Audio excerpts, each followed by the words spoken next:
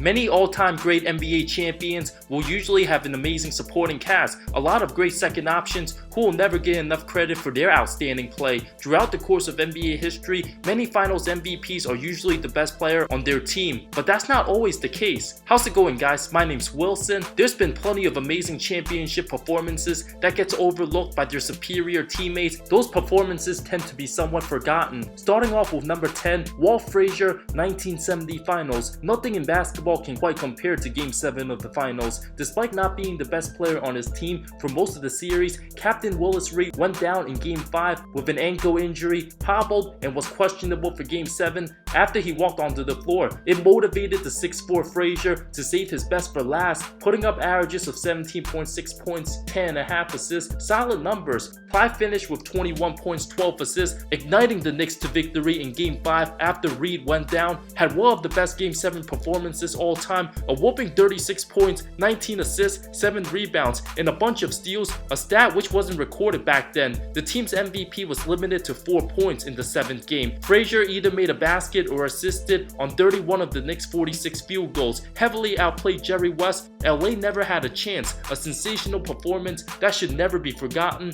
although Willis had the better numbers. Number 9, Dave Cowens, the 1976 Finals. The 70 Celtics team wouldn't have been contenders without their 6'9" center, who always left everything on the floor, played his heart out each and every night. Teammate JoJo White won Finals MVP, averaged 21.7 points, 4.5 rebounds, 6 assists on 44% shooting, but Cowens averaged an impressive 20.5 points, over 16 rebounds on 52% shooting. Although White had an impressive 33-point performance in Game 5, Cowens fouled out in the second overtime, poured in 26, grabbed 19 big rebounds. In the clinching Game 6, Cowens dropped 21 and 17, scored 7 points during the final few minutes to secure the title. His aggression and all-around defense helped the Suns without a basket over a 5-minute stretch in crunch time. Hall of Famer Rick Barry said, "There is no player with greater desire than Dave Cowens during the 76 Finals." Number 8, Oscar Robertson, 1971. The season he was traded to Milwaukee, the 33-year-old made an immediate impact alongside second-year sensation Lou Alcindor. Being the best team that season, the Bucks won 12-2 in the playoffs, swept the Baltimore Bullets in the finals. Big Lou averaged 27 points, 18.5 rebounds, while the Big O put up 23.5 points, 5 rebounds, 9.5 assists on 52% shooting. Oscar had 30 points in the closeout Game 4. Number 7, James Worthy, 1985 Finals. After a disappointing loss to the same Celtics the season before, getting absolutely demolished in Game 1, Worthy was absolutely critical. Jabbar deservingly won Finals MVP, put up over 25 points, 9 rebounds, 5 assists on 60% shooting, but Worthy held his own, going toe-to-toe with Larry Bird, averaged 23.7 points, 4.5 rebounds on over 56% shooting, being more efficient than the regular season MVP. It was a time when Laker fans believed they were cursed every time playing Boston in the finals. LA annihilated the C's in Game 3. Worthy put up 29 points, limited Bird to 20 points in a 25-point blowout. The format changed to 2-3-2 that season.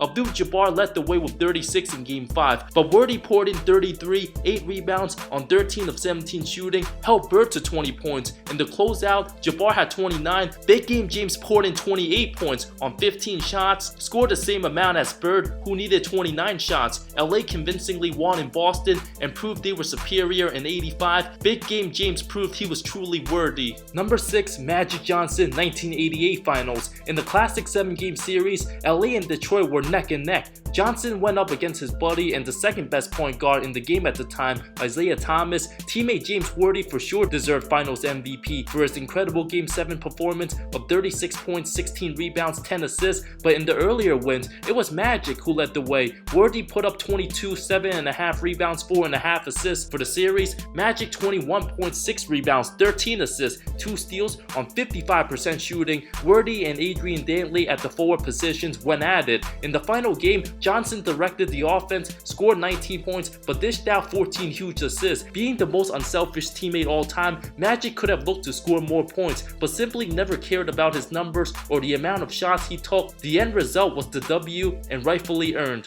Number 5, Kyrie Irving, 2016 Finals. As great as LeBron James was, leading the charge for a 3-1 comeback, Irving was just as impressive. Despite his critics, there is no championship for LeBron in Cleveland without Kyrie, especially in Game 5, one of his best games, delivered a masterful 41-point effort on 17 of 24 shooting, 6 assists. James also had 41 as well on more shot attempts, heavily outplaying Curry's 25 points on 8 of 21 that night. The two became the first pair of teammates to score 40 plus in the finals game. It didn't matter who was guarding Kyrie that night. A few days later, Irving had the Mamba mentality in Game 7. As great as James was, Irving wasn't far behind. Destroyed Steph, Clay, and Draymond all game. With the game tied at 89, no team was able to score for a good 4 minutes. Irving confidently stepped up, drained the cold-blooded bomb, and Steph Curry's grill, averaged 27, 4 and 4, 2 steals on 47% shooting for the series. Scored a dozen points in the third quarter, where his team trailed by 7 at halftime. Although James gets 99% of the credit, Kyrie's greatness in those finals cannot be overlooked. Number 4,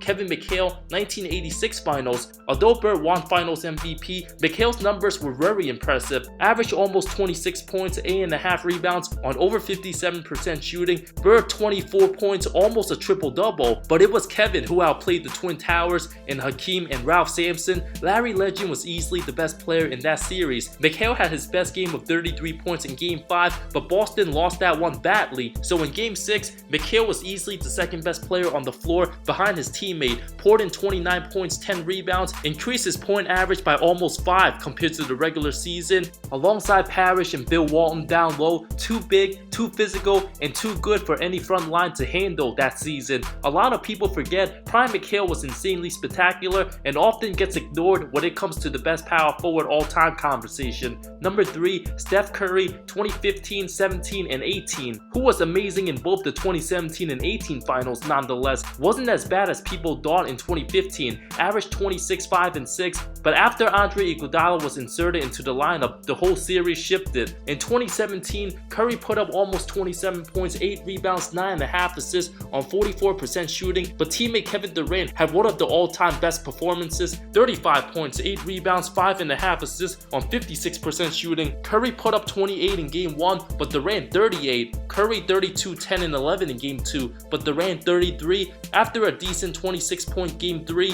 KD hit the go-ahead game winner. Curry did struggle with 14 in Game 4. Kyrie gave him 40 that game. Despite having 34 points, 10 assists in the closeout, Durant was even better with 39 points, scored 30 plus each of the 5 games, while in 2018, Curry was the best player on the floor in 2 of the 4 games, had averages of 27.5 points, 6 rebounds, 7 assists, but only shot 40% from the field. Durant averaged 29 points, 11 rebounds, 7.5 assists, was also better on defense, shot 53%. Curry had a masterful 33.8 assist Game 2, drained an insane 3 over Kevin Love, but struggled mightily in Game 3, went 3 of 16 from the field, scored only 11 points, 1 of 10 from 3. Durant single-handedly carried the Dubs that whole game with 43, hit a go-ahead 3 to seal it. Before the third game, Curry was well on his way to winning his first Finals MVP. If it wasn't for that awful performance in the third game, despite dropping 37 in the closeout sweep, Durant received 7 of the 11 votes for the award. Very controversial at the time. Even though Steph was better in 3 of those 4 games, KD literally beat the Cavs by himself in Game 3 with barely any help. Even J.R. Smith and Rodney Hood outscored Curry that game.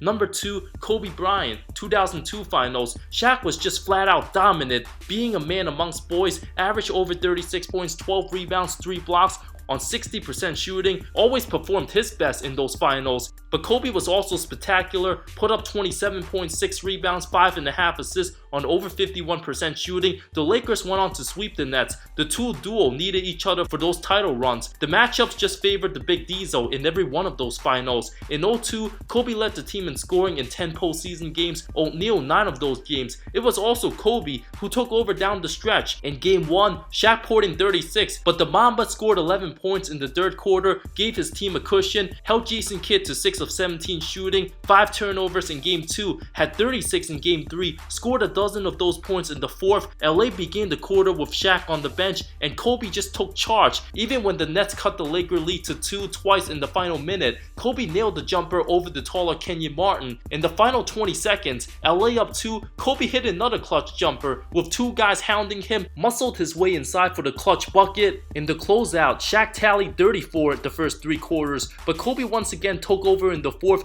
added 11 points in the final period, held Kidd to 5 of 14 shooting. Even with O'Neal's dominance in the first 3 quarters, the Lakers needed Kobe to close out games. Number 1, Kareem Abdul-Jabbar, 1980 Finals. Everybody remembers 20-year-old Magic going off for 42, 15, and 6 in Game 6. A lot of people forget how amazing Jabbar was. Being the league MVP and the best player, the Lakers wouldn't have won the first 3 games without Jabbar. Averaged 33.4 points, 13.5 rebounds, almost 5 blocks on 55% shooting. Magic, meanwhile, averaged 21.5 points, 11 rebounds, almost 9 assists, 3 steals, terrific numbers as well. Games 1 and 3, Jabbar had 33 and 14, 40 and 15 in Game 5. It's an absolute travesty Jabbar's performance has been disregarded over time, posting similar numbers to Hakeem in the 95 Finals and Shaq in the 2000 Finals. He was the driving force both offensively and defensively. Years later, media member Bill Livingston confessed he and the 6 other voters changed their vote to deny Kareem the award because he didn't fly out to Philly. CBS didn't want the trophy to be presented to an empty chair. The voters were pressured to change their votes in favor of Magic.